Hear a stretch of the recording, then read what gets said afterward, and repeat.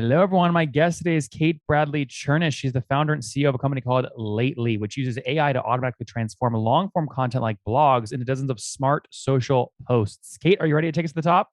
I'm ready. Let's do it. All right. Content is obviously a hot space, and splitting content up for easy consumption is even hotter. How are you guys playing in the space here?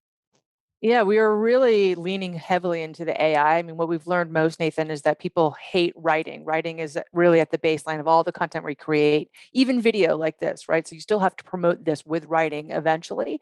And it seems to be the bane of most people's existence. Lucky me, I was a fiction writing major. So I'm good at writing, but He really says taking with a the laugh. yeah. The other thing too, I think you know this about me, but I used to be a rock and roll DJ, and my last gig was broadcasting to 20 million listeners a day.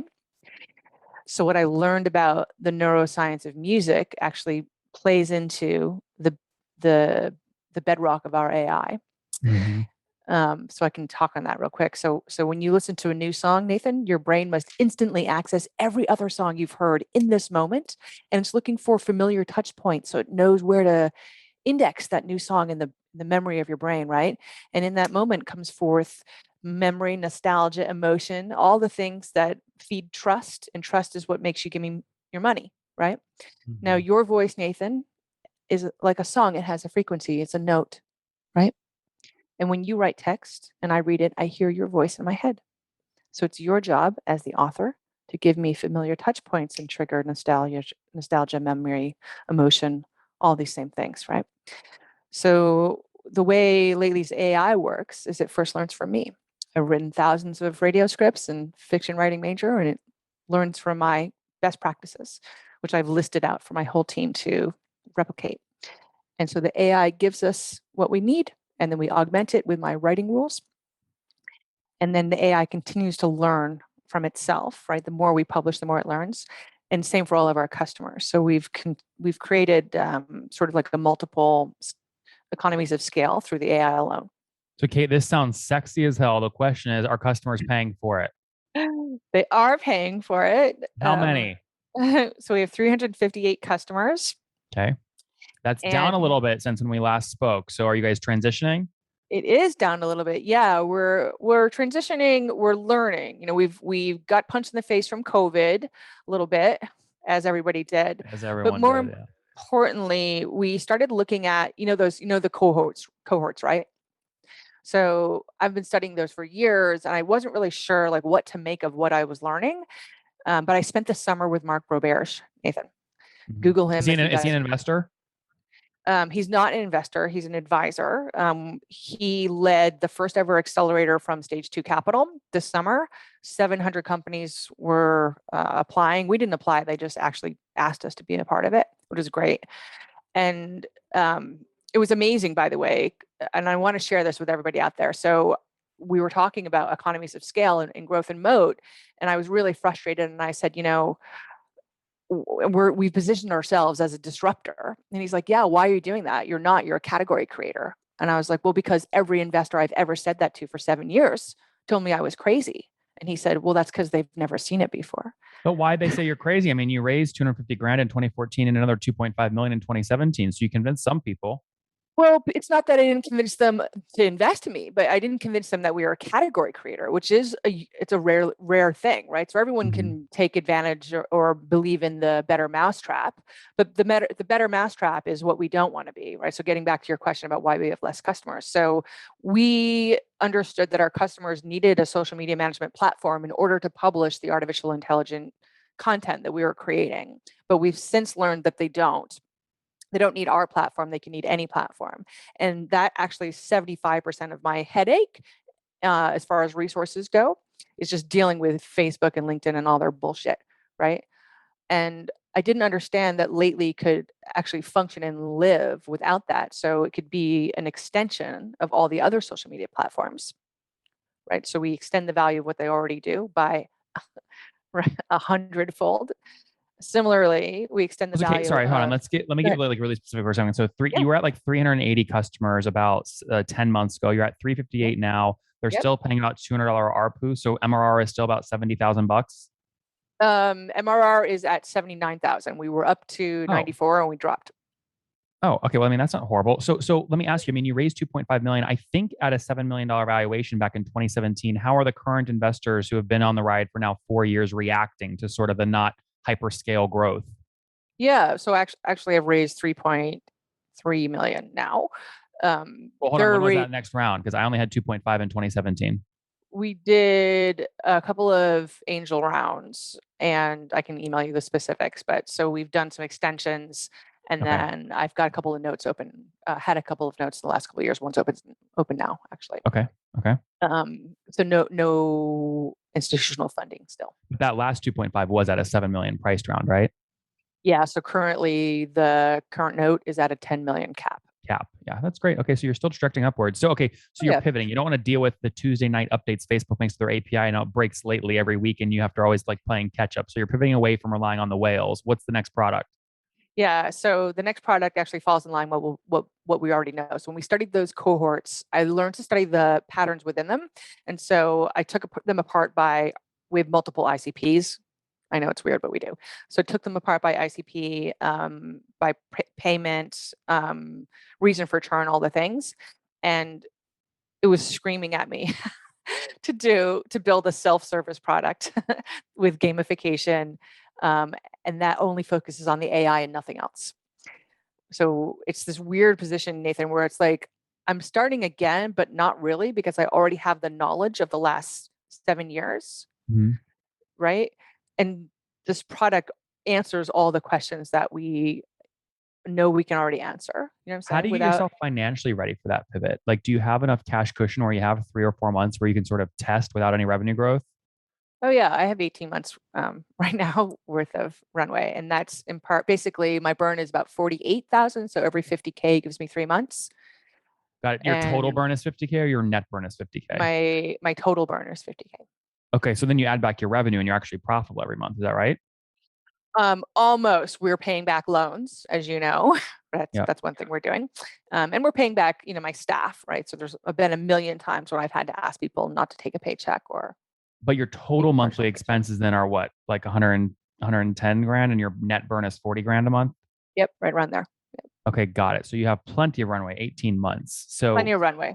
yeah. But the So trick though is not the runway. Like I have the runway to live in cockroach mode, but for this ship to sail, I need all the pieces to be moving. So I'll be raising again in the spring. I could do it now, but frankly, how much are you raising on the 10 cap? it's a I was raising 250 and I got oversubscribed. So we're now at like 535, six, just under 700. Okay, 650, 750 grand. So you'll close that 650 on a 10 cap and raise more traditional after this new product releases. That's the plan, but everything changes. I'm going to Of go course. with how I feel. I mean, I'm allergic to venture funding. They're allergic to me, Well, how and much I don't equity? I mean, I like fucking that, by the care. way, right? How much equity do you still own in the business? Low, actually. I need to be re-optioned, so I'm around 38%, I believe Why is so my rate. low? Because when you're a female entrepreneur, you just have to beg, borrow, and steal, right? So I've raised multiple rounds, but all between 250,000 and 750, all angel rounds. And I have a lot of, I mean, my cap table is messy. There's probably 65 people in it. Okay, 65 people on cap table. Got it. Who's Yeah. the next largest shareholder? It's Bob McCausland, who's on my board. He was a I don't fan of know mine who. when I was in radio. Yeah, he's just a really amazing angel from Austin, Texas, by the way. Oh, Uh, amazing. So what yeah. does he own? Like 10, 20, 30? Uh, I don't know. He was in with, I believe his full investment was 650,000 Uh-huh. out of all. Okay. Yeah. Okay. Cool. Very cool. So you have allies behind you, which is good, and you also have time. What's your team like today? 14, still Yeah. 14 Well, and people. I have Joanne Wilson, right? So she's on my board member and she led my last round. We also have David Meerman Scott, who just came in. Google him if Mhm. you guys don't know him. He wrote a little book called Finocracy, and also is on the advisory board for HubSpot. Yep. The team is great. I trimmed just down. We're 100% product focus now, not sales, because we're moving to the self-service model. So buy sales, hello product. Um, So how many team the on now product today team, full time? there is 7 full-time, 6 part-time, and by Great. part-time I mean people I get to work for me for free or So no something. salespeople, no quota carrying reps. I have one salesperson who we pay intermittently because um, we can't pay him often. Mhm. And he's a nice guy, and his wife is Kate Snow from NBC. So Got it. So you have to sort of manage that relationship. Okay, yeah, cool. So 7 on the team. You're being this really is what it's like. scrappy. Yeah, you're raising capital. This is great. Who's doing the engineering? Are you outsourcing development? No, it's my team. Interestingly, my two co-founders, Jason and Brian, make up the majority of my engineering team. Also, Greg is our VP of engineering, and then our AI lead came from one of our investors. So those guys make up the team for the most part. But I wasn't paying my co-founders because that's who you cut first, right? And so that was a big challenge for us because I was feeding them, freelance work for years. Well, how And much equity do the two co-founders own together? so they're next to me. When we first started, it was I'm 80. No, sorry. Steve 20. I do math backwards. Jason 15, Brian 5, and then I'm the rest. So that's the ratios. So they owned 40. You've been diluted by about 50%. So today they probably together own about 18, 19% of the business. Yeah, right around that. Yeah, really interesting. And they're still active, which is good. So, I mean, they have good upside. I mean, they have upside here too, right? They'll take a pay cut Yeah. to preserve equity value.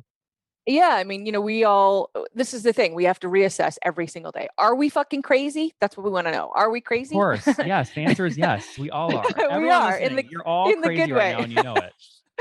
Yeah, I mean, like when I've got like Hootsuite just literally texting me, WhatsApping me, like, let's close this deal with some giant company, hurry up and integrate with us.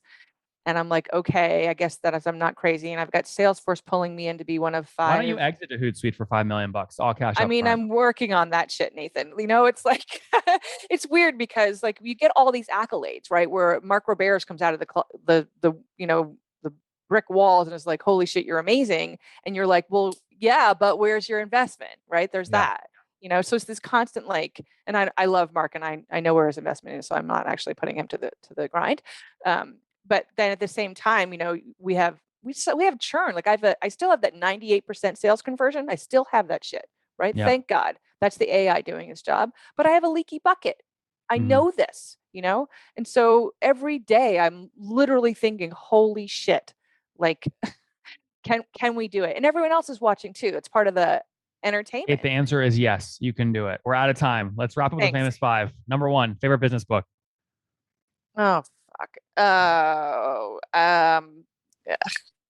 Pitch Anything was You know a year what? ago. I said it. Yeah, like I'm gonna say shit. I'm the That is worst not a at book. this stuff. We'll skip that one. Number I'm gonna say 2. the book is. I can't think of the name of it right now. Oh, I'm not going to say any of those books. I'm going to say One Train Later by Andy Summers, his autobiography. And the reason I love that book is it's like my story. It's an underdog story. And he had to wait till he was quite old in the music industry for his team to come up, right? And there was constant chaos and whatever, divorce, you name it. And they made it. Number 2, CEO you're following or studying. It's always me. Number 3, what's your favorite online tool for building a business? Lately. Number 4, what's your favorite, how many hours of sleep do you get every night? I don't sleep between 2 and 3 hours. So I wake up at some point and I don't know what happens there. I do. How many hours?